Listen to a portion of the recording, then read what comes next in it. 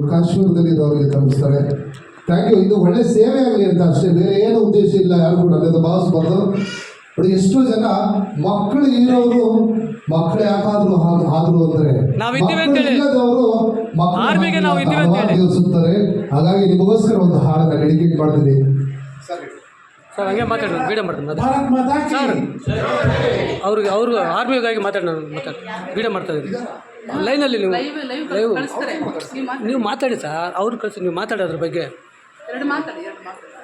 ನಮ್ಮ ಕಾಶ್ಮೀರದ ಆರ್ಮಿಯಲ್ಲಿರುವಂಥ ನಮ್ಮ ಯೋಧರಿಗೆ ಇಲ್ಲಿ ನಡೆದಿರುವ ಜನಧ್ವನಿ ಸೇವಾ ಟ್ರಸ್ಟ್ ವತಿಯಿಂದ ಹಾಗೂ ನಮ್ಮ ಸೇರ್ವಂ ಸ್ನೇಹ ಬಳಗದ ವತಿಯಿಂದ ನಿಮಗೆ ಧನ್ಯವಾದಗಳು ಹೇಳ್ತಿದ್ವಿ ಸರ್. ಯಾಕೆಂದರೆ ಇಲ್ಲಿರುವಂಥ ಕಲಾವಿದರಿಗೆ ಜೊತೆಯಲ್ಲಿ ನಮ್ಮ ಆಶ್ರಮದವರಿಗೆ ನಿಮಗೆ ಆದಿದ್ದನ್ನು ನಾನು ಸಹಾಯ ಮಾಡ್ತೀನಿ ಅಥವಾ ಆದಿದ್ದನ್ನು ನಾನು ಆಶೀರ್ವಾದ ಮಾಡ್ತೀನಿ ಅಂತ ಬಹಳ ದೂರದಿಂದ ನೀವು ಕರೆಯ ಮೂಲಕ ನಮಗೆ ತಿಳಿಸಿದ್ದೀರಿ.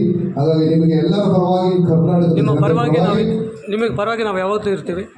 ಧನ್ಯವಾದಗಳು ಹೇಳಿದ ಹಾಗೆ ನಿಮ್ಮ ಪರವಾಗಿ ನಾವು ಕನ್ನಡ ಜನತೆ ಯಾವಾಗಲೂ ನಿಮ್ಮ ಜೊತೆ ಇರ್ತೀವಿ ಅಂತ ಹೇಳಿದ ಜೈ ಹಿಂದ್, ಜೈ ಕರ್ನಾಟಕ. ಭಾರತ್ ಮಾತಾ ಕಿ ಜೈ, ಭಾರತ್ ಮಾತಾ ಕಿ ಜೈ, ಭಾರತ್ ಮಾತಾ ಕಿ ಜೈ. ಯೋಧರಿಗೆಲ್ಲ ನನ್ನದೊಂದು ಸಲ್ಯೂಟ್. ಸದಾ ನಮ್ಮ ಕನ್ನಡಿಗರು ನಿಮ್ಮ ಬೆನ್ನೆಲುಬಾಗಿರ್ತೀವಿ. ಯಾವಾಗ ನಾವು ನಿಮ್ಮಿಂದಿರ್ತೀವಿ.